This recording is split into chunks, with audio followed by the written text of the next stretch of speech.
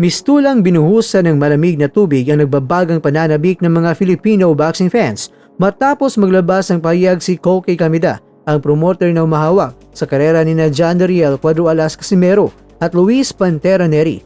Nitong mga nakarang araw, mabilis na kumalat ang balita na itinakda na ang bakbakan ng dalawang bad boys ng boxing sa darating na April 18, 2026 sa Bishkek, Kyrgyzstan. Ngunit sa isang surpresang post sa social media, nilinaw ni Kamida ang tunay na sitwasyon. May mga lumalabas na ulat tungkol sa Neri versus Casimero. Hindi ganoon kadali na may sakatuparan ang forbidden battle ng mga pasaway na ito, saad ni Kamida sa wikang Hapon. Bagamat tila negatibo ang simula ng kanyang pahayag, nag-iwan pa rin siya ng munting pag-asa para sa mga boxing fans. At ayon kay Kamida, dahil ang Psycho X-Lash ay kapwa may kontrata sa dalawang boksingero, hindi imposibleng mangyari ito sa hinaharap.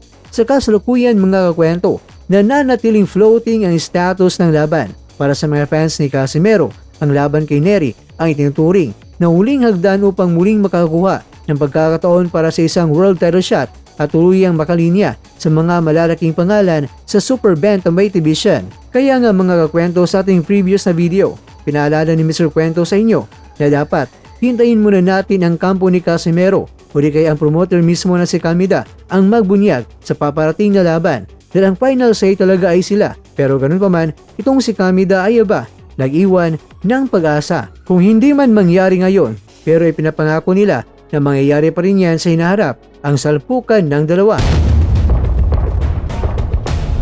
Samantala, opisyal na ang pinakahinihintay na dream match sa pagitan ng dalawang undefeated Japanese superstar na sina Naoya Monster Inoue at Junto Nakatani ay hindi na lamang usap-usapan.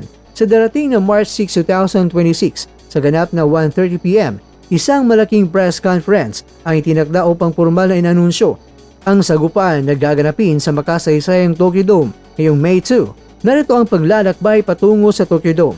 March 2024, unang hinamon ni Inoue si Nakatani sa isang award ceremony.